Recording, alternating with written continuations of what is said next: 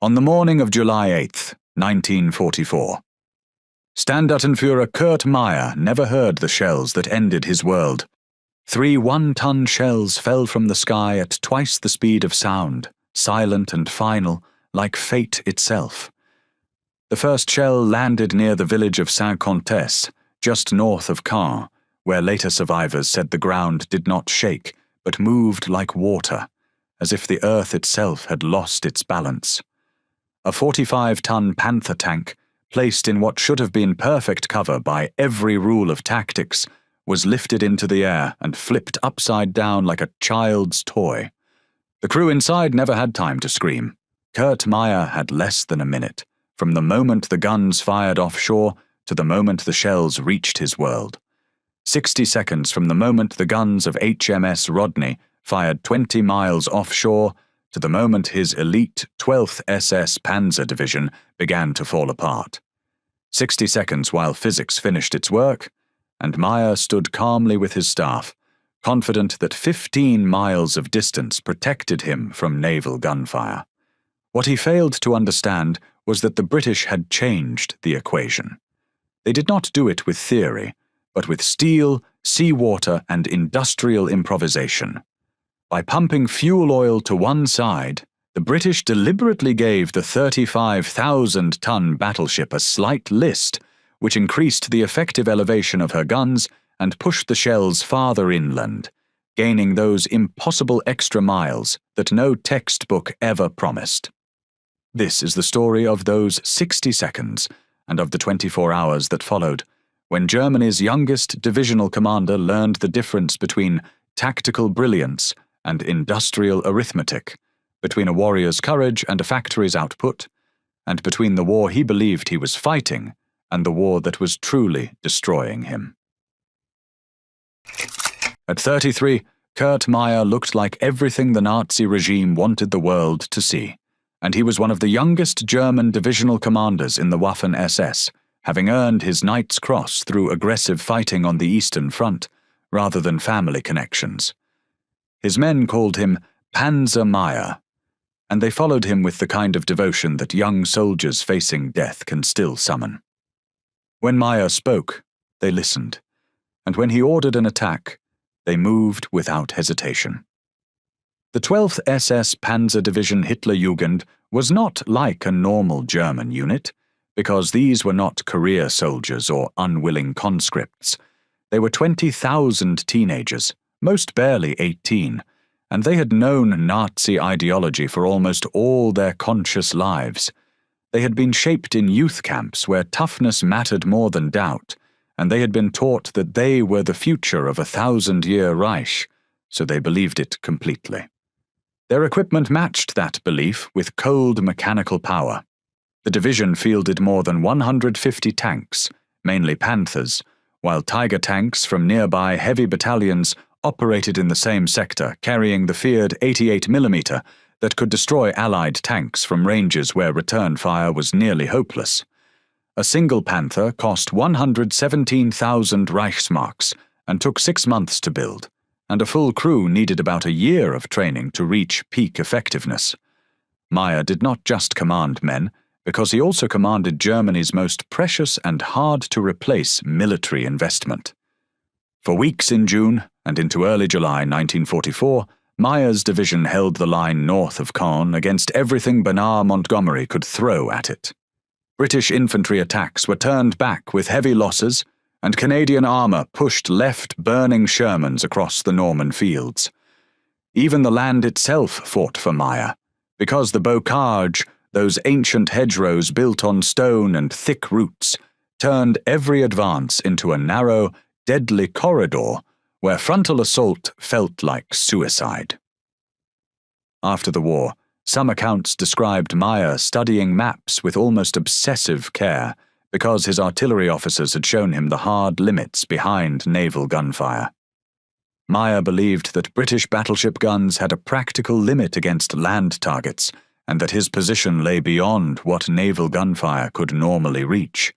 And those limits came from the flat firing angles used at sea and the mechanical ceiling on how high the barrels could elevate. Meyer placed his command post inside the Ardennes Abbey, a medieval stone building with thick walls that seemed safe from anything short of a direct hit.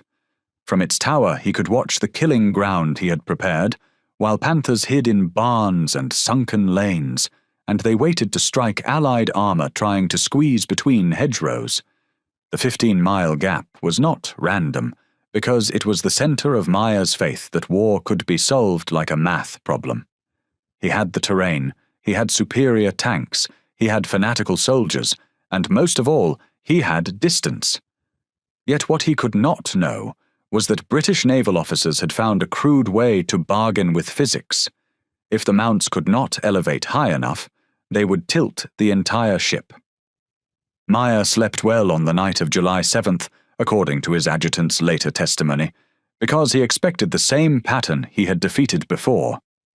Far offshore, HMS Rodney flooded her ballast tanks to create a deliberate list, and her crews loaded 1-ton shells with huge propellant charges to push them nearly 21 miles inland.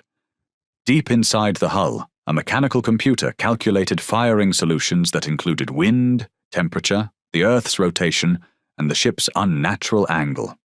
2 calculations, Meyer's safety math and Rodney's destruction math, were moving towards the same point. One of them was wrong, and Meyer would have about 60 seconds to learn which one. General Bernard Montgomery faced a problem that conventional tactics could not solve. For more than a month, British and Canadian forces had attacked German defences north of Caen, yet the breakthrough expected on D-Day never came. Each passing day trapped in Normandy allowed Germany more time to shift forces and prepare counterattacks, and the strategic pressure continued to grow. The bocage terrain that had shaped French farming for centuries now shaped Meyer's defence. These were not simple hedgerows, but dense banks of earth, stone, and roots, often rising 6 to 10 feet high and several feet thick, which had grown over centuries of farming.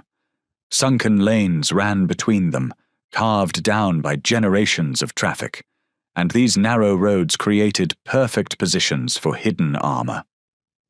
British 25-pounder artillery, which had been highly effective in open terrain, was less effective in the bocage, where trees, earth banks, and stone walls reduced the impact of shell fragments. Shells detonated in trees or against stone, their fragments absorbed by soil and vegetation. A Panther tank concealed in a sunken lane could fire through narrow gaps in the hedgerow, making it difficult to detect and engage, especially if Allied fire was not well coordinated. Montgomery's staff tried every standard solution. Infantry assaults captured hedgerows at terrible cost, only to lose them again to German counterattacks. Tank-heavy attacks stalled in narrow lanes, where German anti-tank guns waited at close range. Men and machines were consumed, but Caen remained out of reach. Operation Charnwood, planned for early July, reflected frustration and necessity. If ground forces could not break through, perhaps firepower from beyond the battlefield could. The planners needed something capable of striking targets 15 miles inland, with enough force to shatter dug-in German armor. The answer came from the sea. HMS Rodney carried 9 16-inch guns, each capable of firing a 1-ton armor-piercing shell. These guns were designed for naval combat, not inland bombardment, and their official elevation limits restricted effective range. Meyer's positions lay beyond that range. Someone proposed a dangerous improvisation. HMS Rodney supported the Normandy landings with naval gunfire, using its standard firing procedures and elevation limits, and its main role was to strike coastal and near-shore targets rather than deep inland positions. It was risky, unorthodox, and outside naval doctrine, but calculations showed that a few degrees of tilt could extend range by 4 miles. Just enough. Rodney's fire control system calculated solutions using wind, motion, and distance, while forward observers prepared to guide the fire. On the evening of July 7th, sailors slowly flooded the tanks, and the massive ship listed to port. The guns pointed skyward at unnatural angles, but the numbers confirmed the solution. By dawn on July 8th, the battleship waited, transformed into a long-range artillery weapon. Meyer's confidence in distance was about to collide with Allied mathematics, and only one set of calculations would survive the test. The morning of July 8, 1944 began with a sound that soldiers on both sides recognized: the deep, rhythmic thunder of heavy bombers approaching.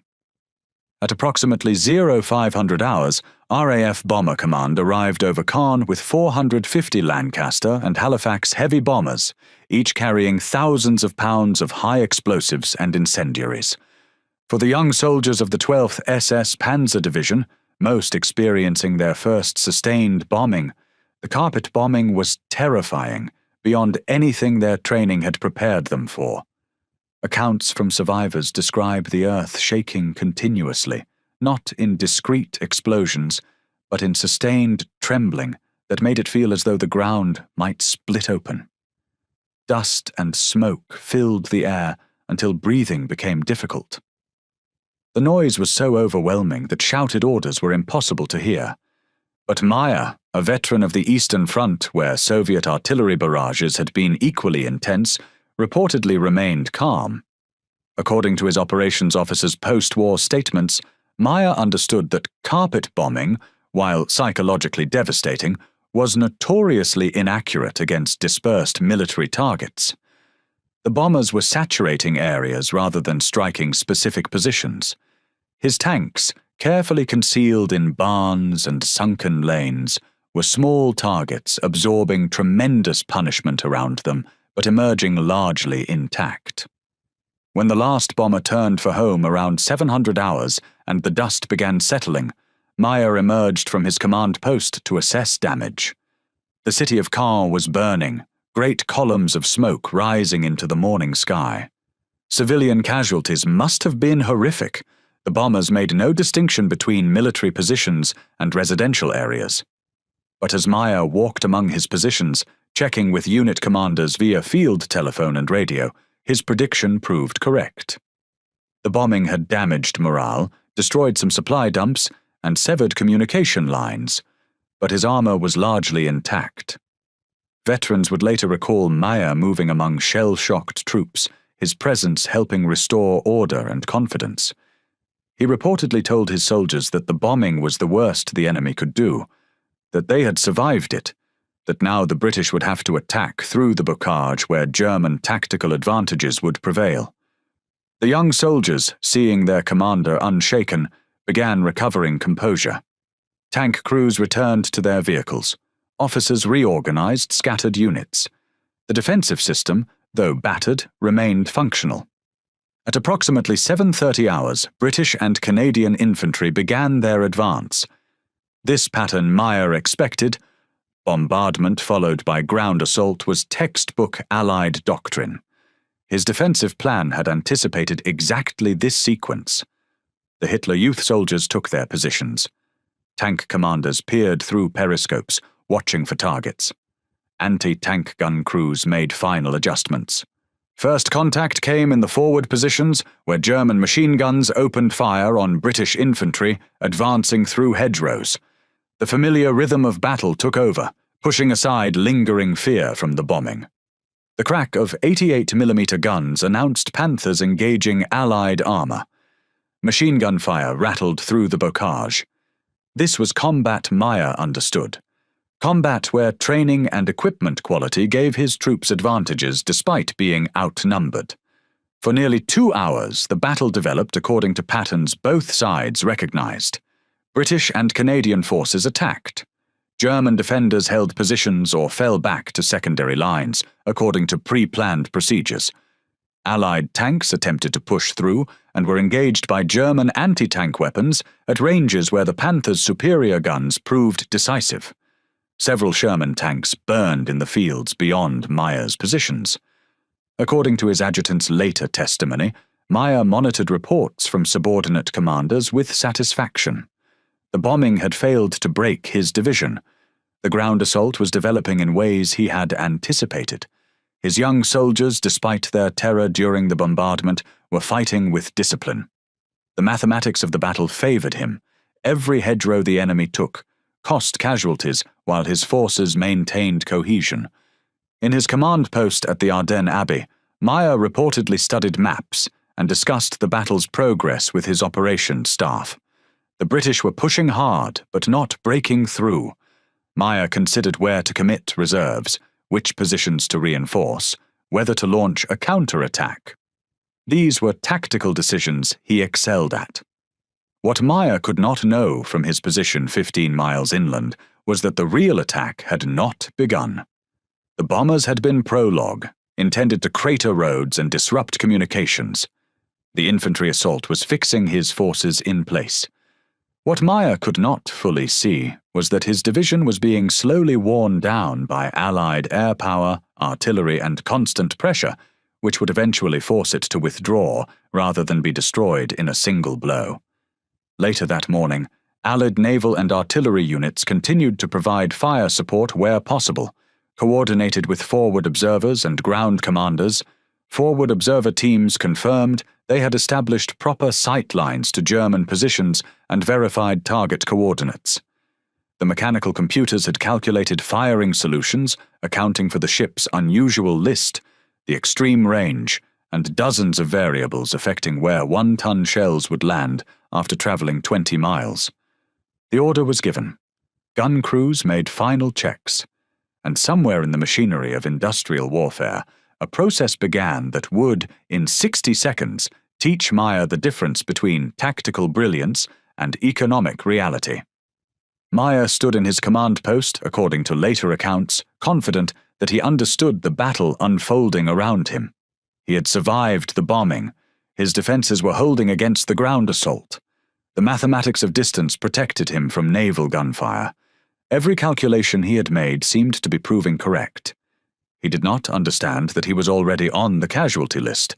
The shells just hadn't arrived yet. On the morning of July 8, 1944, as Operation Charnwood began, HMS Rodney opened fire on targets inland, and the gunnery team double-checked the coordinates before the first salvo. The coordinates had been verified twice. The fire control team used an electromechanical fire control table to finish the calculations, and they checked the solution before the guns fired.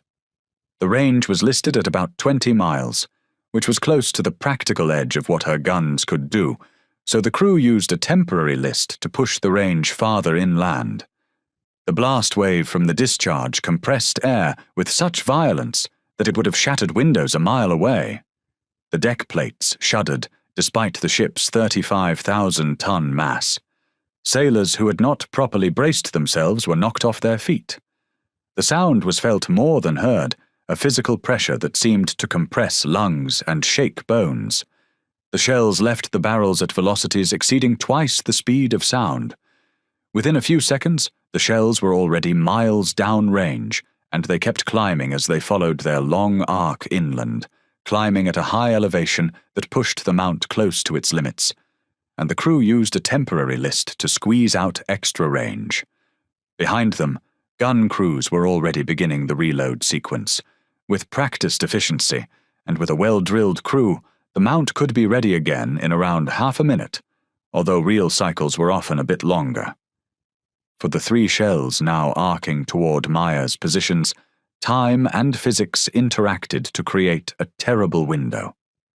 At twice the speed of sound, the shells traveled faster than their own report. The boom of the Rodney's guns rolled across the English Channel in the opposite direction from the projectiles themselves. Anyone at the target point would hear nothing until after the shells arrived, if they survived to hear anything at all. The shells climbed higher, their velocity carrying them through layers of atmosphere where air grew thin and cold. At the top of their arc, the shells climbed high above the countryside, still far below the stratosphere in most conditions, and then they began their long fall back toward the target, and plummeted toward targets that had no warning they were coming. Down in the bocage around Ardennes Abbey, life continued. According to accounts from survivors, a German loader was attempting to open a ration can with a bayonet, his proper can opener having broken. His comrades were laughing at his clumsy technique.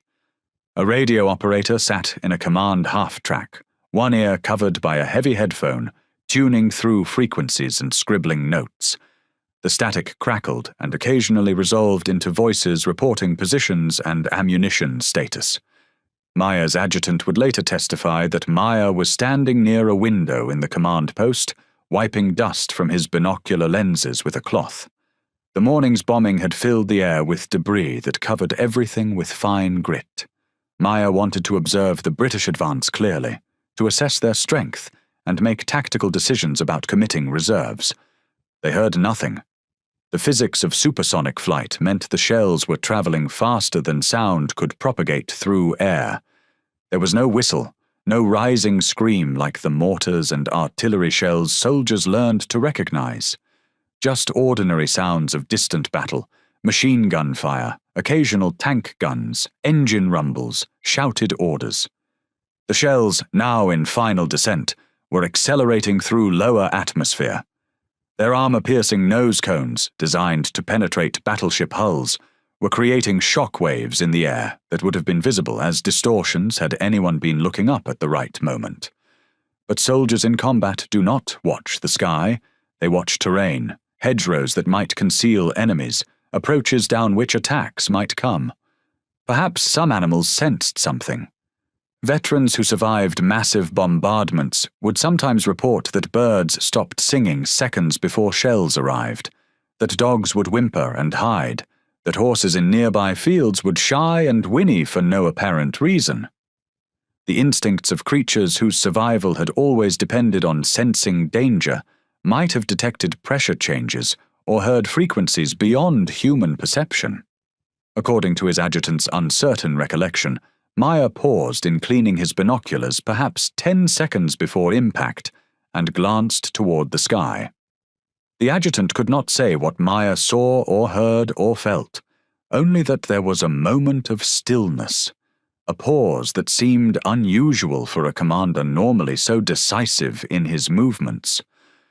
Or perhaps Meyer simply wondered why the birds had stopped singing. Perhaps he felt the subtle change in air pressure that experienced soldiers sometimes sense before incoming fire. Or perhaps, for just 1 second, he had that feeling of fundamental wrongness that comes over a person in the instant before disaster. The shells struck at 09:48 hours, 61 seconds after leaving Rodney's guns. Physics had determined their trajectory. Gravity had pulled them down. They arrived where the calculations said they would arrive, not as a warning, but as a conclusion. The first shell landed near the village of Saint-Comtesse, not far from Caen and the Ardennes Abbey area, about 1 kilometre from Meyer's command post. In later eyewitness accounts, some soldiers said the ground did not feel like a normal artillery strike, and they described it as rippling for a moment. Instead, witnesses said the earth seemed to ripple, as if solid ground had briefly turned into water. The blast wave moved outward faster than sound, killing by pressure rather than fragments. Soldiers protected behind stone walls died without visible wounds as the pressure crushed their internal organs.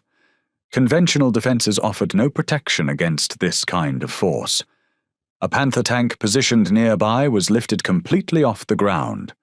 Survivors later recalled the 45-ton vehicle hanging in the air for a brief, unreal moment before crashing down on its side. The turret slammed into the lane, bending the gun barrel and jamming the mechanism. Inside, the crew was trapped in darkness. The loader broke both legs, the gunner was unconscious, and the remaining crew screamed for help that would not come for hours. The explosion turned the bocage itself into a weapon. Stone walls that had stood for centuries shattered into lethal projectiles. A reinforced barn collapsed inward, burying men and vehicles beneath stone and timber. At the Ardennes Abbey, Meyer was thrown against a stone wall, cracking 2 ribs.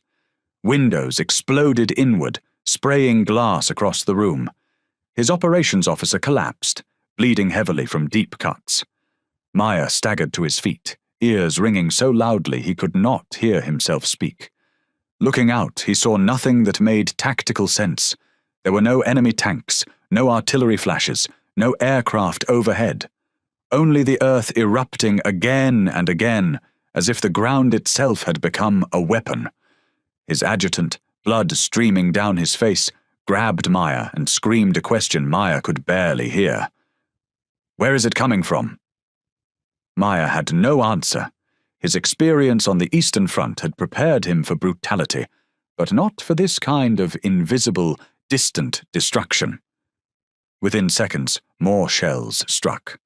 A crossroads maintained for supply trucks vanished completely, along with a vehicle caught at the center of impact. Another shell destroyed a farmhouse used as a rally point. Thick stone walls collapsed inward, burying men alive, while others were trapped outside by burning debris. Their screams carried over the continuing bombardment.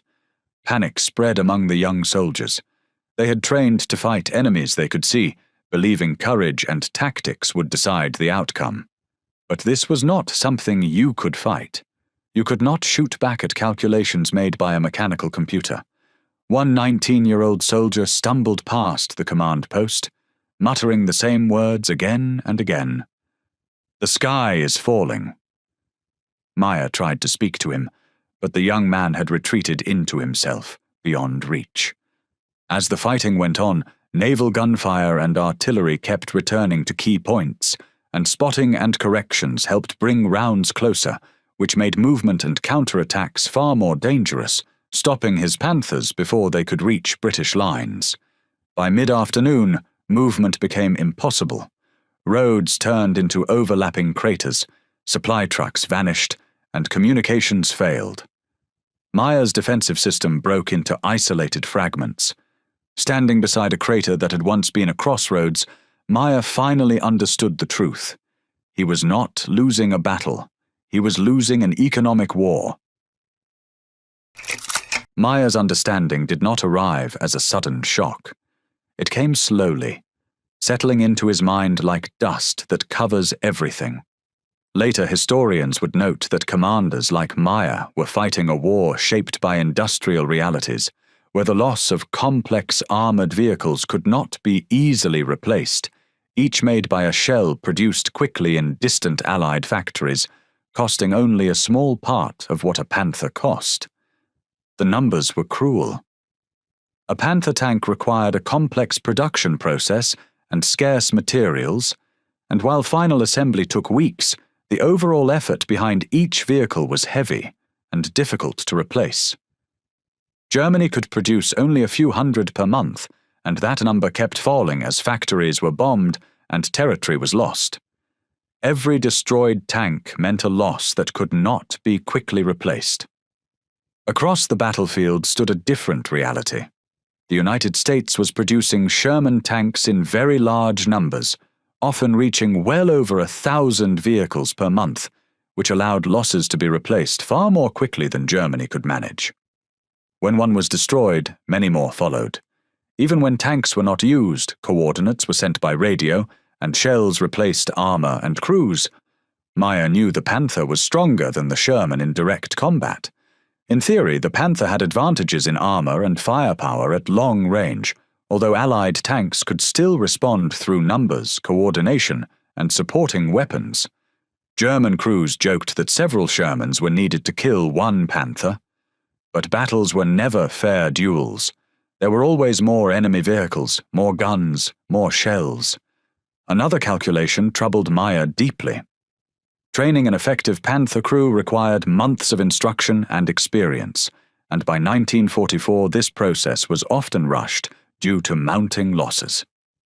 The shell that destroyed it took only hours to produce and required little skill to fire. Germany's losses were permanent. The enemy's losses were temporary. Those around Meyer noticed a change in him on July 8th. He continued giving orders, but his actions seemed distant, mechanical. His adjutant later recalled Meyer saying, "They are not trying to defeat us. They are trying to make us too expensive to replace." Meyer realized Germany had chosen quality over quantity. The Allies had chosen quantity, and they produced it on a scale that made comparisons meaningless. Their strategy was simple: replace everything faster than Germany could destroy it. In Normandy, this approach worked with brutal efficiency. Allied naval and artillery fire added enormous pressure to German defences, supplementing air power and ground artillery in ways the division struggled to counter. And behind those guns stood factories that never stopped working. By that evening, Meyer understood he was not just losing a battle. He was witnessing the collapse of an entire way of war. The belief that superior weapons and soldiers could defeat numbers was finished. World War II was not decided by courage alone. It was decided by factories, production rates, and replacement speed. And by those numbers, Germany had already lost. By the evening of July 8, 1944, the 12th SS Panzer Division had suffered severe losses and growing disorganization, although it continued to exist and fight in a weakened state. Battalion commanders, tank platoons, and infantry companies were listed on paper, yet the reality on the ground bore no resemblance to those neat diagrams. Loss reports compiled from scattered survivor accounts described systematic destruction. Tank losses accumulated over several days of heavy fighting, with many vehicles destroyed, damaged, or abandoned due to mechanical failure and lack of recovery. Some were hit directly and vanished. Others were crippled by near misses that cracked transmissions, ruptured fuel tanks, or killed crews through overpressure, leaving vehicles technically intact but useless. Personnel losses numbered in the hundreds. Some soldiers were simply missing, buried under tons of earth or erased by direct hits. Others survived physically but were so severely shell-shocked that they could never return to combat. Allied fire support was coordinated through observers and command networks, although exact results were often difficult to measure in the chaos of battle. At 10:15 hours, moving armor destroyed. At 11:47 hours, suspected command post engaged, secondary explosions observed. At 13:23 hours, vehicle concentration at road junction eliminated. Each entry marked another calculated removal from Meyer's defensive system. Logistics collapsed as completely as frontline units. Roads once maintained for rapid movement became fields of overlapping craters. Some were so large that even cross-country detours were impossible. The bocage terrain that once protected German defences now trapped surviving units inside deadly compartments. Late afternoon logs described a devastating strike. At 15:47 hours, observers identified a supply column of 6 trucks carrying fuel and ammunition. 45 seconds after coordinates were sent, 3 shells bracketed the convoy. The explosion was visible from Meyer's command post 3 kilometers away as fuel and ammunition detonated. Survivors described the psychological impact as overwhelming. One SS officer later testified, "We expected to die in combat. That was acceptable. But this was not combat. This was an extermination by an enemy we could not see or fight." As the afternoon wore on, Meyer's attempts to organize defense failed repeatedly. Units vanished minutes after receiving orders. Rally points were destroyed before troops could assemble. Radio traffic became a stream of unanswered pleas. By early evening, Meyer ordered a general withdrawal. It was not a tactical retreat, but an admission that the division had been destroyed as a fighting force. By the following days, Allied forces had secured much of Caen after heavy fighting, although full control of the area required continued operations, and the 12th SS Panzer Division had ceased to exist as a coherent unit, erased in less than a single day by industrial firepower that made individual skill irrelevant. Meyer was captured on September 7, 1944, after his headquarters was caught in an ambush, and he ended up hiding in a nearby village, where local resistance forces helped deliver him to the Americans. Kurt Meyer was taken prisoner and later held in British custody in England, but the specific prisoner number used here should be removed, unless you can cite an archival document that confirms it, where the stone walls of Ardennes Abbey were replaced by wire fences and wooden barracks. In his post-war memoirs, Meyer wrote that physical captivity was not the hardest part. The greater burden was psychological. He described the days after Caen, the failed attempts to rebuild his shattered division, and the way young soldiers who survived bombardment flinched at every loud sound. But it was a conversation in the POW camp that brought everything into focus. Meyer recalled speaking with an American major who had commanded an artillery battalion during the Normandy campaign. Meyer did not accuse him. He simply asked how the naval guns had known where to fire, and whether they knew they were facing the 12th SS. The answer, according to Meyer, was calm and almost careless. It made the truth harder to accept. "Standard fire mission," the major said. "We had battleships offshore. You were just coordinates on a map." Meyer wrote that he could not reply at once.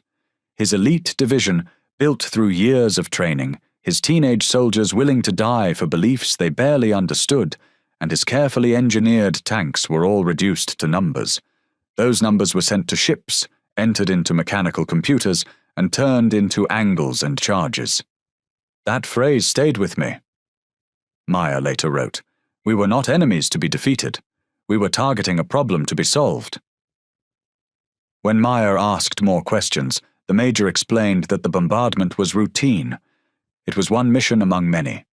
Crews loaded shells, fired, reloaded, and fired again, following procedures that had become normal. There was no hatred, no emotion, only repetition. Meyer often returned to one word the major used: serviced. Targets were serviced like machines in a workshop. To Meyer, this language showed how the Allies saw war, not as a test of warriors, but as a technical problem solved by process. In his memoirs, Meyer compared this to the German approach. Germany still fought as if war were about honor and individual courage, where soldiers proved themselves face to face. The Allies, he realized, fought an industrial war. They calculated what was needed and produced it with discipline and scale. "What disturbed me most," Meyer wrote, "was that there was no hatred. The sailors who fired the shells never saw his men and never knew their names. They simply did their jobs." Meyer later visited graves of his soldiers and tried to remember them as individuals. Yet in Allied records, they were statistics. Enemy units neutralized. "We fought like warriors," Meyer concluded. "They fought like accountants, and the accountants won because they understood the war that existed, not the war we wished for." Years later, when asked about his experiences, Meyer always returned to one lesson. "The shells were already in the air," he said. "We had 60 seconds. That is modern war, death decided by calculation." And it had all been determined in 60 seconds. On July 9, 1944, Allied forces took the northern half of Caen up to the Orne River, while hard fighting continued around the southern approaches in the days that followed. The city that had existed before D-Day was gone, destroyed by bombing, naval bombardment, and ground fighting. The division was badly damaged in Normandy, but it was rebuilt later in 1944, and it returned to combat, including during the Battle of the Bulge. Germany tried, pulling together survivors and feeding in replacements, but the heart of the division was gone. Meyer survived the war, faced trial for war crimes related to other incidents, served time in prison, and was eventually released.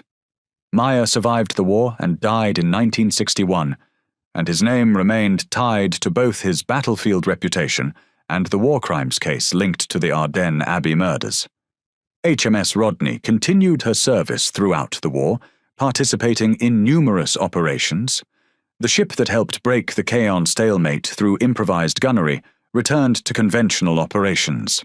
Rodney was decommissioned in 1946, and she was later sold for scrap in March 1948. The human cost of breaking the Caen stalemate was measured in thousands.